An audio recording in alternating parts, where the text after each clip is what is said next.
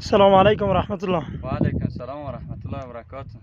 داملا صاحب مجاهد کبیر خوب هستین؟ انشالله به صحتمند هستین؟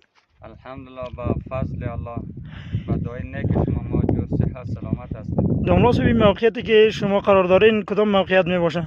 این موقعیت پوسه دشکه ایشپیشته، قریه ایشپیشته ولایت ولسوالی کمد ولایت بامیان می باشد که تقریبا سالها مجاهدین میزنه که جنگ میکنه، تعرضات زیاد کردن که این پوسه ها را فتح کنن تا اینکه مردم مظلوم این قریه و این ولایت ولسوالی از زیر ظلم این کفار یا غلامای کفار نجات بیابند نتانستند، چون که تقدیر الهی نبوده.